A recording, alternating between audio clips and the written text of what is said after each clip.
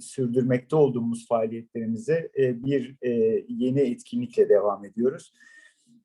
Bizler maalesef geçtiğimiz hafta Perşembe günü benim çok sevdiğim kardeşim, mesai arkadaşım, Belçika Lüksemburg Ticaret Odası Yönetim Kurulu Başkan Yardımcısı Sayın Mehmet Onultan'ı kaybetmenin derin üzüntüsünü, acısını yaşamaktayım.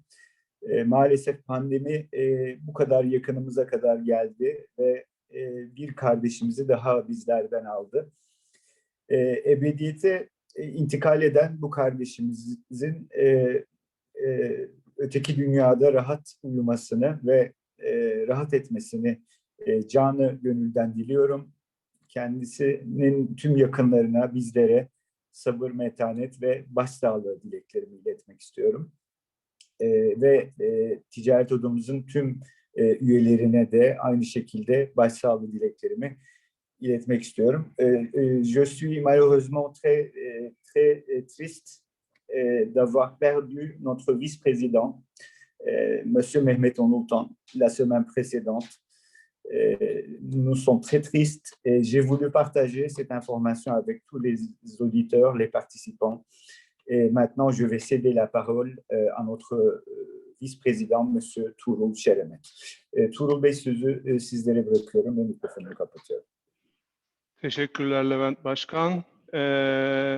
Dear participants, welcome to our webinar. I also share the same feeling with our president, our chairman, Levent Apaydin, and I treasure Mehmet Onultan's memory. He was a very important part of our chamber, and we felt a deep sorrow of his loss. Today we are very happy to have you as Belgium Luxembourg Chamber of Commerce in Turkey. We are holding on a regular basis, uninterruptedly since the beginning of the pandemic, such webinars. And we still do have a very busy agenda for the upcoming period as well. Today, we would like to update you about the latest development in Turkish customs. Well, why we do choose this specific topic is very simple. The Brexit, the topic since previous decade, which make us very busy, has been finalized on the last week of 2020, and the United Kingdom member state of the European Union, after 47 years, decided to leave the single market and the European Union. A lot of unanswered questions still remain today, but now we are heading towards an era that the UK, which will be defined with many trade agreements. This topic also concerns Turkey, having a tense relation on its Atlantic partners, and UK Atlantic partners today can leverage his relations with West with having a decent free trade agreement. And it can lead Turkey and UK to a very rosy future in terms of political and trade partnership. Time will tell, but the free trade agreement already in place between the UK and Turkey, which is signed right after the Brexit has been realized. And therefore, there are not any tax burden or uncertainties on day-to-day trade that both countries having today.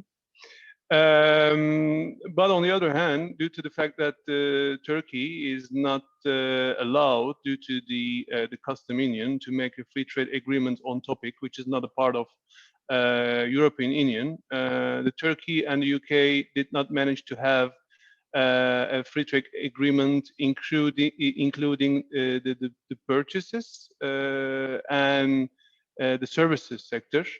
And this will bring us to the topic of a custom union agreement between Turkey and EU, which is quite in need of an update.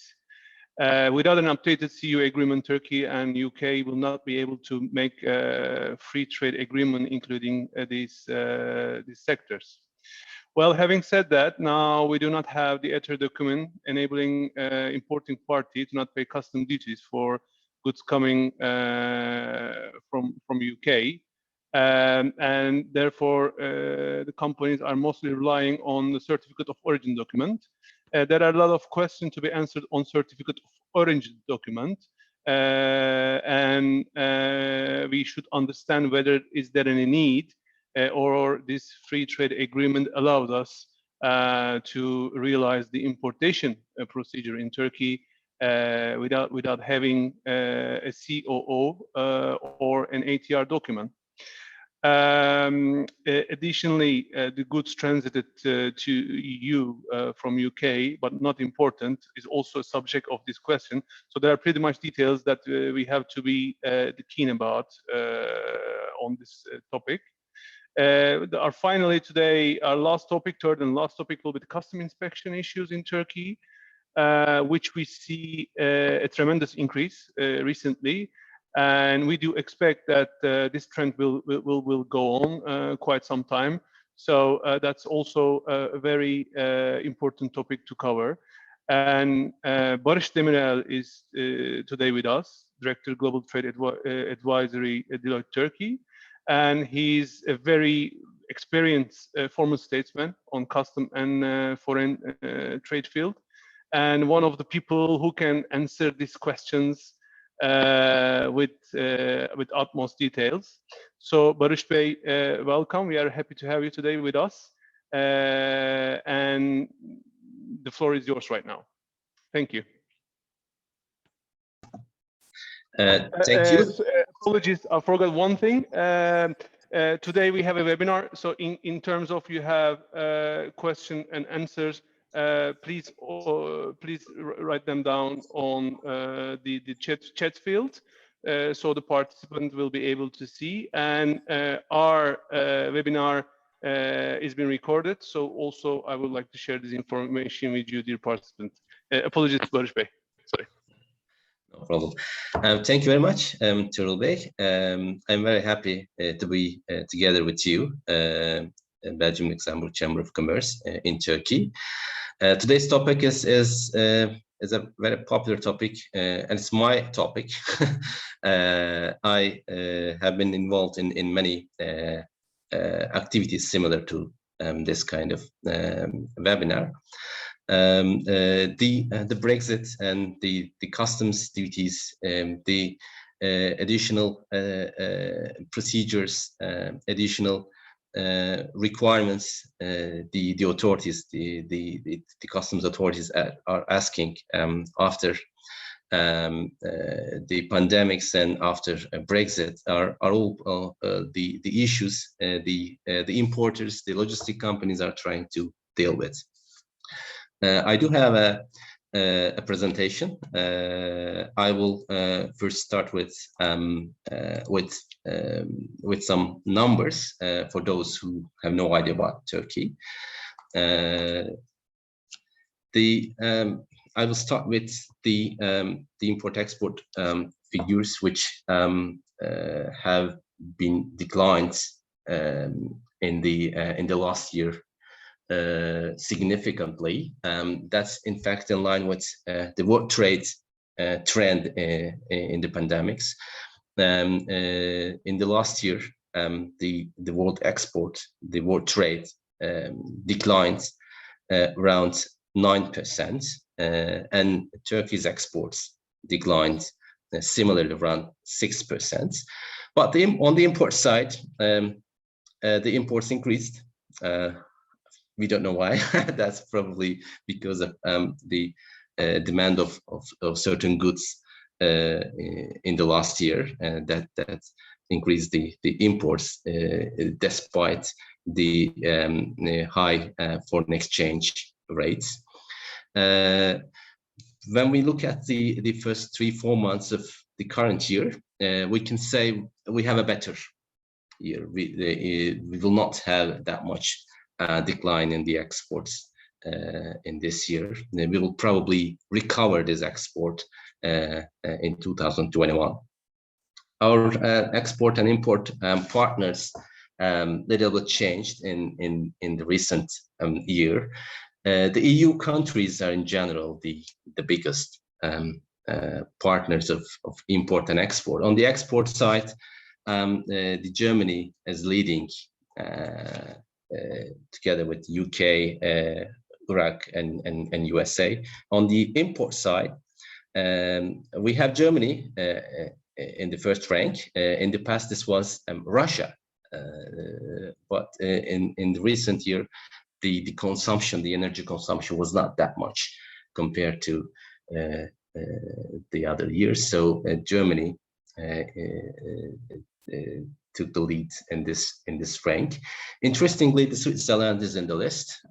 This is, I guess, because the medical and pharmaceutical goods are in high demand, and therefore the imports from this country increased a lot. And indeed, you can estimate that the majority of the partners are from the EU. And from the countries that Turkey has free trade agreements. So the agreements, the trade agreements, increase the bilateral trade among the parties. Coming to the topic of customs, I just want to share that in Turkey, the customs duties are around 24% of all taxes. That's compared to other countries, that's quite a lot. The customs authorities in Turkey collect 1/4 of all taxes collected by the all tax collecting authorities, including Minister of Finance and some others. The trend of simplification is increasing, and we just reached the number of 560 as being certified as authorized economic operator. Turkey has an AU program similar to the EU ones, and that trend is increasing. It's a little bit slowed down in the last year, and the increase will not be as much as like in 2018 or 19, but that trend will go on. But this just will ensure some faster clearance for certain companies. Majority of the imports, the majority of the companies do not have that certificate. Therefore, we will have some I can say formalities still applied on imports and export for majority of the companies. When we come to the topic of Brexit or Turkey UK free trade agreement, yes, luckily Turkey were able to sign a free trade agreement at the same time with the agreement of EU and UK. So we can say Turkey signed just after, very immediately, a similar agreement with the UK. Therefore, there's no ambiguity in the trade between Turkey and UK. We were already aware that this will be a free trade agreement because this is the second best option that the Turkey can do it with the UK. The UK has no intention to have a customs union with the European Union, with any other countries in the world. Therefore, we had the only option as to have a free trade agreement, and we managed as a country to sign that at the end of the last year. The agreements provisionally started being applied from 1st of January, same in the UK and in Turkey, but it has not entered into force yet. Some ratification process is going on, and I guess that will be completed within several weeks. But it's provisionally applied. That means we are being exempted from the duties, but some guarantees are being submitted to the customs authorities, which will be given back when the agreement enters into force. The agreement is definitely different than customs union. In the customs union, we have free circulation. That means the origin of the good is not important. What is important is whether the customs duties have been paid, whether the goods are in free circulation in the area of customs union. But now we have a free trade agreement which is based on origin. That means only the UK and Turkey originated goods can benefit from preferential tariffs. This is because this creates a lot of different administrative burden on both sides. And in the customs union, you were not very much worried about the origin of the goods. What you would try to get is the HR certificate, which already shows that the goods are in free circulation. But now the parties should first ensure that the goods are really originating from either Turkey or United Kingdom. The second, the parties should also ensure that the relevant origin declaration, origin statement is indicated on the proper documents. We will come to some details in the coming slides. We have in this agreement an origin declaration, which is good. It's not a document, it's a statement to be made on either invoice or any other commercial documents.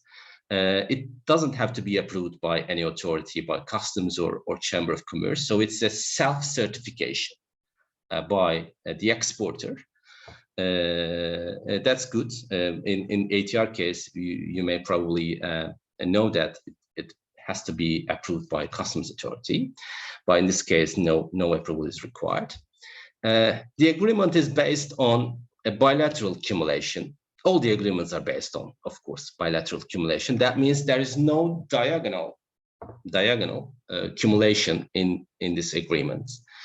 This is quite a surprise because we see that almost all free trade agreements that the EU is signing is based on diagonal accumulation. Turkey has a lot of agreements based on diagonal accumulation, but this one is just a bilateral accumulation, and if possible, a full accumulation with completely different topic.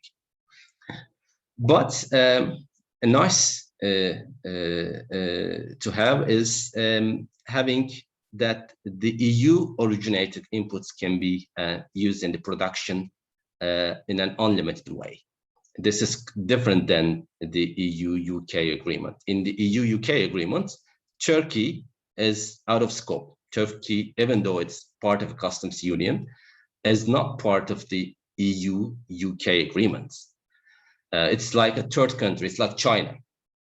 But in the Turkey UK agreements, EU is part of accumulation. That means EU originated goods are considered like Turkey or UK originated goods. That's one of the most important difference from the EU side. That's one favor, a unilateral favor to the EU.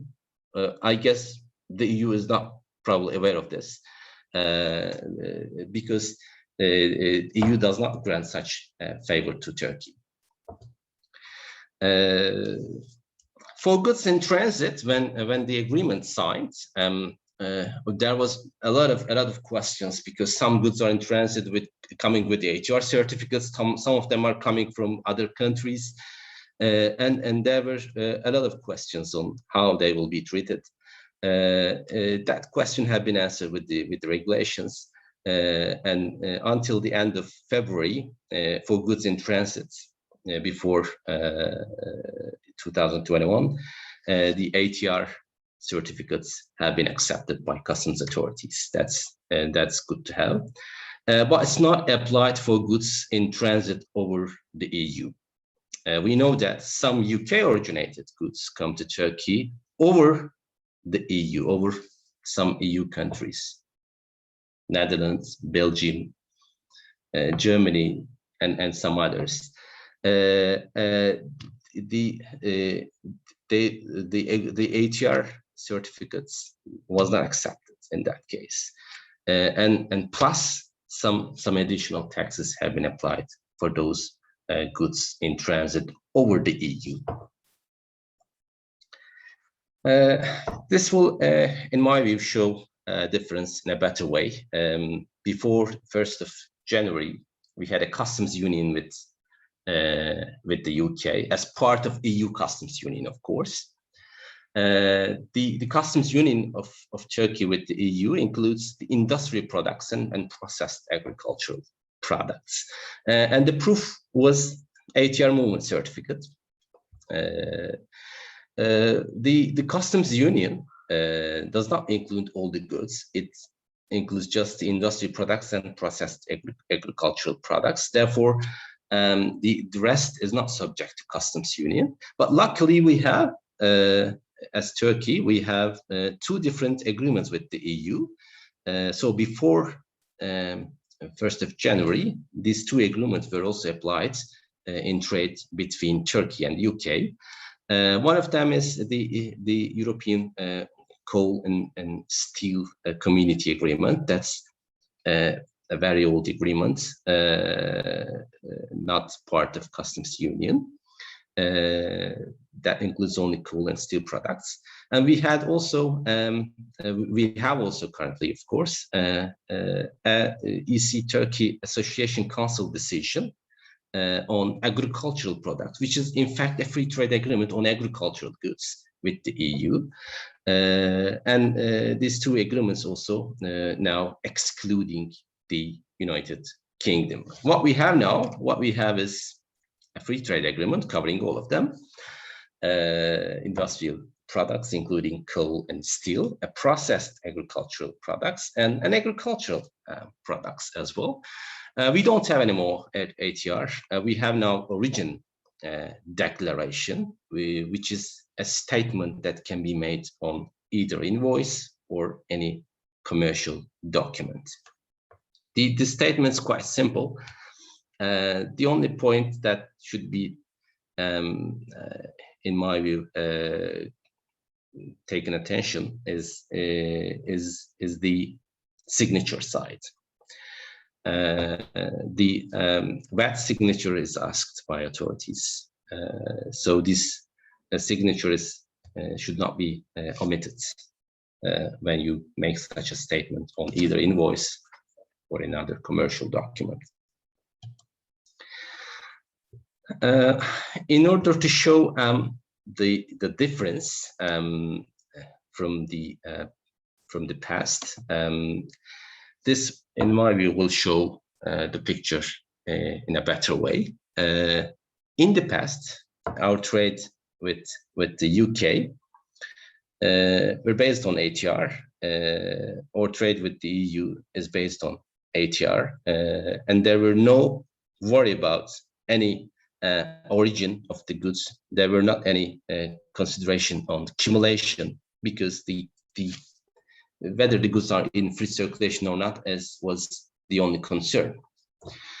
But right now, the origin of the goods is important. They should either be UK originated or Turkey originated. And we can also use EU originated materials in the production of the goods, but we have to obtain supplier declaration from the EU countries. That's a different documentation requirements if we have to use some inputs from the European Union countries, EU originated materials.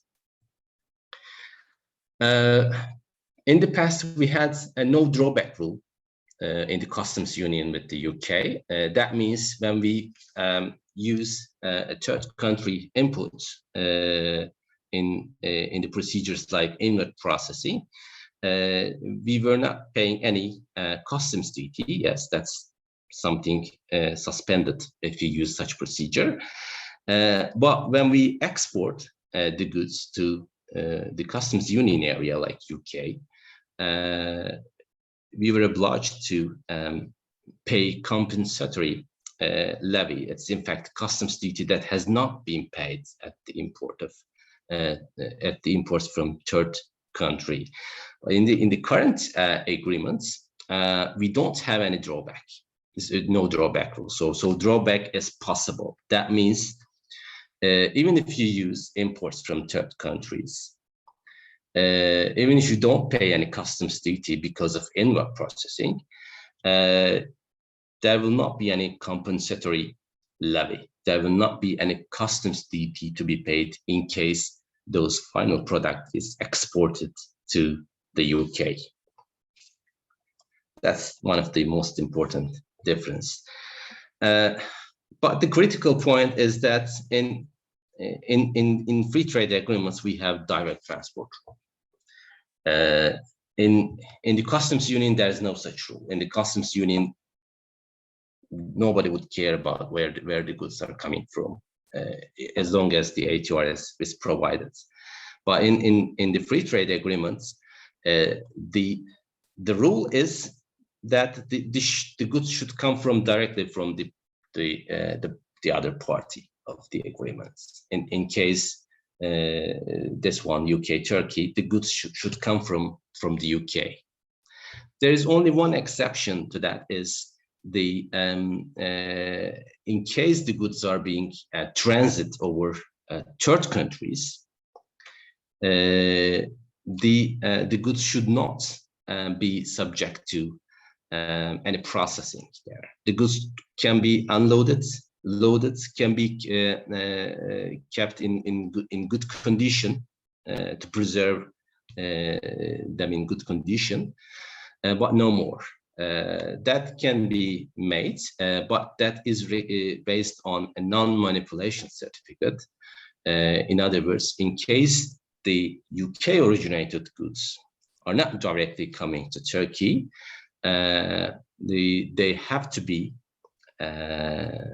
proven that they have not been subject to any processing. They have not been even altered in any case in the EU countries.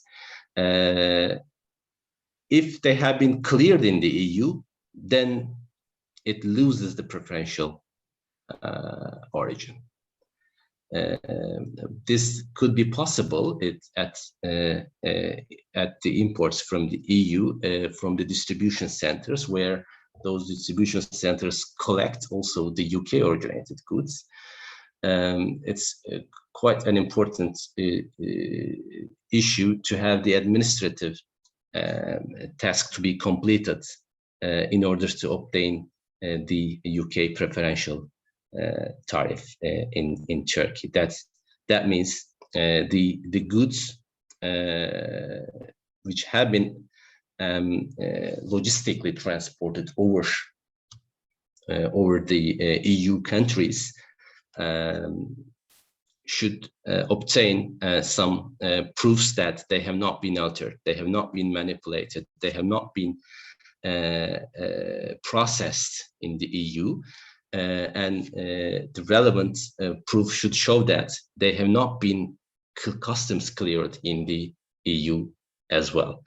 That's, in my view, in the coming months, one of the most problematic issue in trade between Turkey and UK. Barış Bey, may I interrupt you with a question? In the case that the UK origin goods are imported to a European country, for example, and then exported to Turkey, would it be possible also to prepare an ATR document in that case? ATR document can be prepared, yes, but that ATR document will only grant a customs duty exemption, because they have been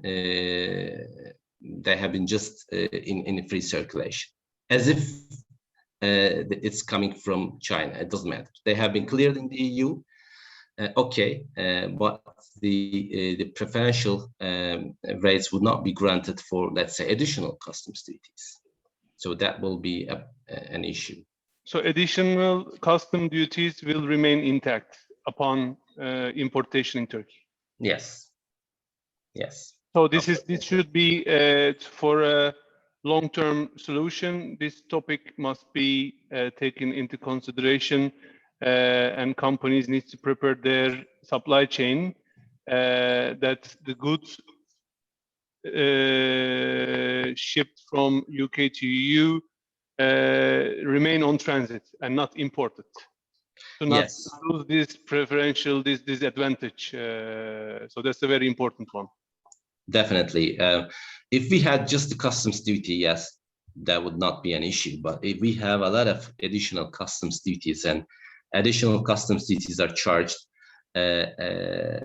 if it's not in the context of EU originate, if they are not EU originated, if they are not in the context of free trade agreements, if the goods imported into the EU are customs cleared, that means they will lose their preferential status in the context of Turkey-UK agreement. Therefore, they will be considered like a third country and will be subject to additional customs duties. That's one of the critical Thank you for clarifying. issues.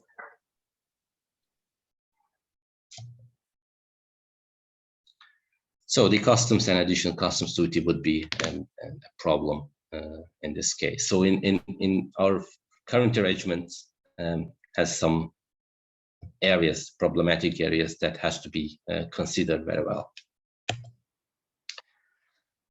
Trade with the Northern Ireland. In the past, we were using ATR, like in the UK case, but in our current agreements, we have to use the origin declaration for the trade with the UK, okay, but Northern Ireland is part of customs union. This point has not been officially clarified, but we have identified, we have asked this to the authorities that the UK and Turkey agreed that both ATR and origin declaration will be used in the trade with the Northern Islands, trade of Turkey with the Northern Ireland case. It seems quite strange to ask for origin declaration, but I mean, this is what the authorities just agreed on. Both the ATR plus origin declaration will be used. These were the topics that I wanted to emphasize for the Turkey-UK free trade agreement. If you have any questions, we can try to answer or address those questions. If you don't, I will move to the other topic, which is the certificate of origins. That's also one of the issues many importers and also, of course, the exporters face in trade with Turkey. Just let me see if there's any questions. Okay, no problem.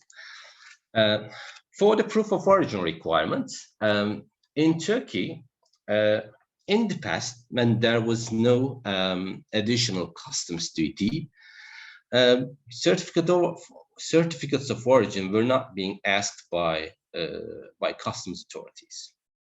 In trade with the EU, the ATR was just sufficient because there is only customs duty, and ATR just ensures that the customs duty is exempted. That was okay. But when Turkey started imposing additional customs duties on certain goods, the authorities started to ask for the certificate of origin because the additional customs duties have been applied on goods from certain countries. This was in the last 2-3 years quite a difficult issue because some importers did not get certificate of origin. They just declared the origin properly, but they have not obtained relevant proof for that. And this continued until 2021, and the customs authorities started charging penalties for those cases. Interestingly, the authorities charge penalties as if the goods are originating from, let's say, China, from Far East, or from any country that the additional taxes are being applied. And such penalties just triggered the import traders to get some clarification from the authorities and asking for guidelines how they can do that, how they can manage this process. And at the end, the authorities changed some regulations. They have not stopped imposing penalties, but changed some regulations in the past, and this is still going on. But luckily, from the 1st of January 2021, we have a much clearer picture. As of 1st of January, I can say certificate of origin is just required only if the goods are subject to trade policy measures in Turkey. The only question is, how can we know the goods which are subject to trade policy measures? It's in fact published in the website of Ministry of Trade. If the importers just check that whether the goods are being subject to trade policy measure or not, they can in fact determine easily that the goods really require any certificate of origin or not for the imports from the EU, right? So the majority of the problems have been resolved starting from the 1st of January. The only problem is the perception of the importers on this topic. We observe that the importers, majority of the importers in Turkey, is still asking for certificate of origin from the EU suppliers. When we ask why they have been asking this certificates of origin, we see that they are a little bit worried about whether this certificate of origin at some time later can be asked by authorities again. That's a concern by the importers, but the regulation is in fact quite clear. The authorities cannot ask the certificate of origin because the regulation just makes an exemption on the case where it has to be supplied. It has to be submitted to the authorities. Therefore, one point that needs to be in fact noted here is after 1st of January 2021, certificate of origin at imports from the EU with ATR certificate will only be required if goods are subject to trade policy measures. Trade policy measures are in general the anti-dumping duties, safeguard measures, and they are not a lot. They are, we can say, around 600 HS codes are just subject to this anti-dumping duty. So the rest, in fact, is not subject to any trade policy measure. That means for the rest, no certificate of origin is required.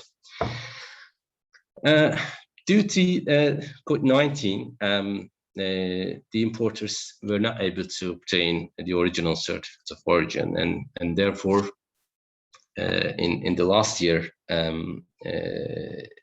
the authorities just allowed the retrospective submission of certificates of origin, and that has been even further extended to the end of June 2021. So the importers have now, like a tax amnesty, have now an amnesty for the origin certificates, and they can supply the certificates for the past imports until the end of June, without being subject to any penalty. So this opportunity should be used. In the past, probably some EU suppliers also aware of this. The Turkish authorities, Turkish customs authorities, did not accept the certificate of origins issued by the country of issued by the countries other than the country of export or country of origin. Like in the case, consider that the goods are being exported from Belgium, but the invoice is coming from Netherlands. In this case, some customs authorities in the last year did not accept those certificates of origins, but luckily, the Minister of Trade just published a ruling a letter that the EU is in general should be considered like a single country. Therefore, if the invoicing party is different than the export country of export in the EU, then the certificates of origin should be accepted by the customs officers. Therefore, this resolved the problem significantly for this case. But we know that some EU companies or some multinational companies have been making the invoicing from non-EU countries like Dubai, like Singapore, like Hong Kong or the United States. And though the goods are being shipped from the EU, the invoicing in some companies are being made to the non-EU countries. But for those cases, the problem is still there. The customs authority do not accept the certificates of origin if those certificates of origin are being issued by those trading or invoicing countries. So this is a remark that needs to be carefully read. The certificates of origin indicating the country of origin as EU was not accepted in the last year. But that has been resolved with the ministry again, like in the previous case, that the EU can be indicated as either European Union, European Community, EU, EC, whatever. EU can be indicated on the certificates of origin as the country of origin that should be accepted. But the goods should not be subject to trade policy measure. If the goods are subject to trade policy measures, of course, the customs would want to know that whether the origin country, let's say Bulgaria, let's say Germany, are subject to any trade policy measure like anti-dumping duty. Therefore, for the goods other than these trade policy measures are being applied, the EU indication as the country of origin is possible on the certificates of origin. And the last one, but not the least, this is critical, is the supplier declaration requirements. This is not an option. It's not an alternative to certificate of origin, but this is in fact the requirements if certain conditions are applicable in your case. What are those conditions? There are three conditions that has to be that has been happening at the same time. The first one is if the goods are being imported with the ATR certificate from the EU, plus if the goods are subject to additional customs duties, plus if the country of origin is party to one of the diagonal accumulation like Switzerland, Israel, Egypt, Norway, etc. Then supplier declaration has to be provided. Certificate of origin is not accepted. This was one of the disputes, one of the conflicts the importers faced in the last year with the authorities. That should be noted very well.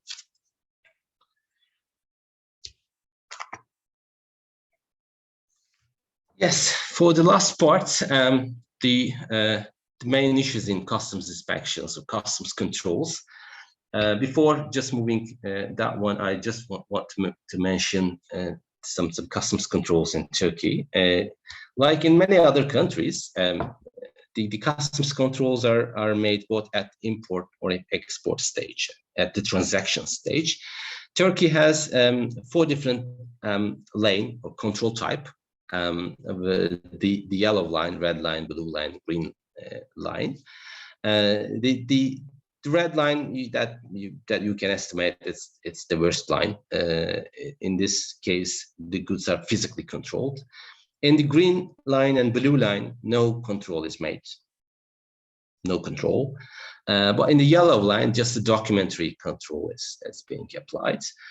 When you see the figures, the rates in Turkey, majority of the goods are being controlled at the yellow line stage. That means at documentary control stage.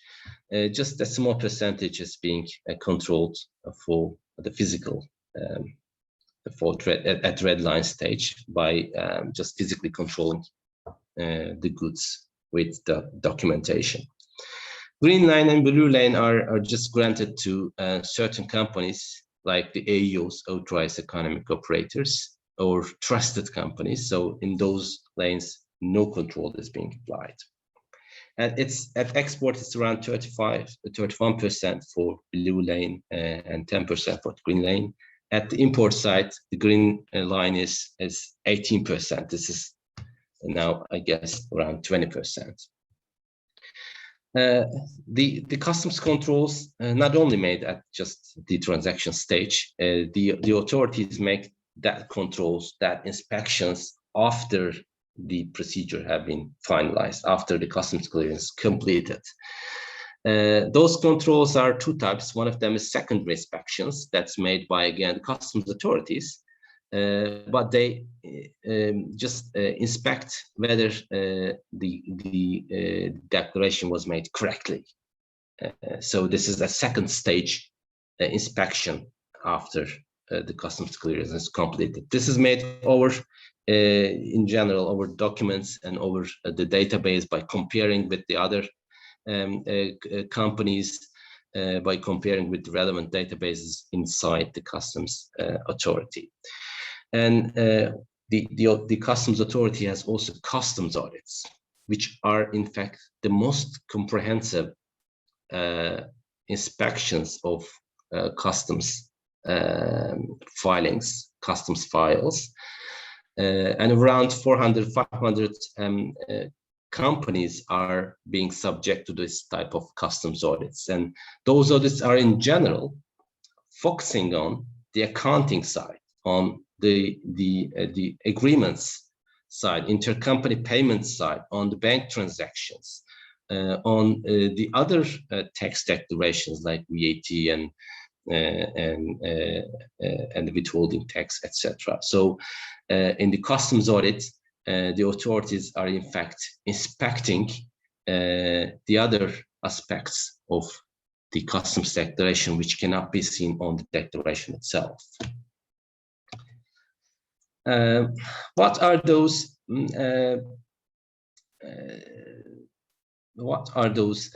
mistakes, those disputes or issues that are being identified by customs authorities? Some of them are based on unpaid taxes. I can say majority of them are based on unpaid taxes. Some of them are based on irregularities. Yeah, that's something, that's a mistake, but that does not create any unpaid tax. For overall comparison, this graph shows that the detections or the controls are in general made after the importation, after the exportation. The mistakes that have been identified during the import and export transactions are in some cases just half of the deductions. So the customs authority is in fact focusing on much more the posterior post-clearance controls. What are those issues that have been identified by customs authorities? I just list the ones which arise or which leads to the biggest customs penalties in Turkey. One of them is the royalties and license fees. This especially is the case for the companies, for big companies that use like trademark, know-how, licenses, etc. That kind of rights are being benefited by the importer. And if those royalties, license are related with the imported goods, they have to be declared to customs authority. And strangely, and maybe interestingly, in Turkey, a lot of importers just miss this point. They are aware of the royalty and they declare the royalty to tax authority, but they misdeclare or they do not declare the royalty to the customs authority. So this is in fact one of the most biggest issues at customs controls. And transfer pricing adjustments. If the parties are related, we see that the price of the imported goods are sometimes changed at the end of the year, sometimes significantly, just because of transfer pricing rules, just because of transfer pricing arrangements or studies. But they have an implication on the customs side. If the import prices are changed, that means the import declarations have been made incorrectly, and that results in a lot of disputes and unpaid taxes and penalties, and therefore this is the other topic that are the issues at customs. Discounts are if the customs brokers are aware of the discount in Turkey, I can say customs brokers do not miss that one. They just include the discount in the customs declaration and no problem. But if they are not aware of the discount, if they do not see the discount in invoices, if they have not been informed properly of the discounts, but that discount is available in the contract, that discount is available in the correspondence or intercompany communications, emails, or any kind of documents, then that discount would be a problem because if they are not declared to customs, that will lead to unpaid tax and penalties. Inward processing, as I mentioned, inward processing is heavily used in Turkey. It's in the EU, it's around 10%, but in Turkey, the inward processing is used around 40% of the exports, maybe more than 40%. So it's a lot. I will not touch on the reasons for using such heavily such procedure, but that procedure should be followed very, very carefully, because you don't pay any tax at importation, provided that the final product is being exported. But sometimes the production is complicated. Sometimes you have secondary processed goods. Sometimes your consumption rates, your productivity rates for certain inputs are different than what you have declared to the authorities, and that results in more imports with no customs duty, and for those excess imports, the companies will be subject to penalties. Proof of origin, I already mentioned that one. Misclassification, that's the most traditional issue or mistake at customs. If you just make some mistakes on tariff codes that may result in either unpaid taxes or irregularities, even it does not lead to any unpaid tax, or the misclassification or the mistakes on tariff codes may just lead to a bigger penalty that if the goods are subject to permissions from, let's say, public authorities. VAT rates, sometimes they are declared improperly. The issue is that VAT rates are not based on HS codes. VAT rates are based on description of the goods. And if just you don't care about that much the description, and if you don't check whether the goods really have those VAT rates, then mistakes are made on declarations.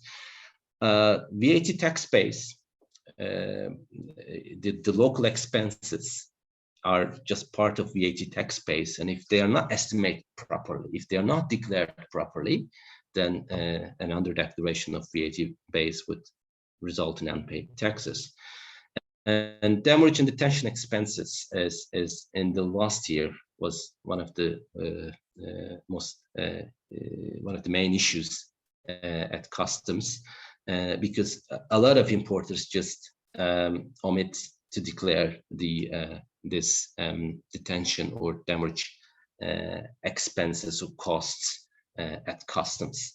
So these are in general the issues that we observe. There are of course a lot of other issues, but just as a snapshot of the biggest ones, these are the issues that we can mention at the disputes with the customs authority. These are all the topics that I wanted to mention, but if there are any questions, thank you very much. Topic, I can. Barış Bey, My best. thank you very much for this presentation, which is very, very good, very detailed. Thank you very much again. Thank you, Gürbüz Bey. I have not been able to follow the questions, but if there's any, Yes, we have one question you can see on chat part of Miss Damla Timimhan. Do you see this? She has a question. Yes, can you please explain the required documents to prove origin of the product 1 UK originated products without HS code changing process, or 2 UK originated products with HS code changing process?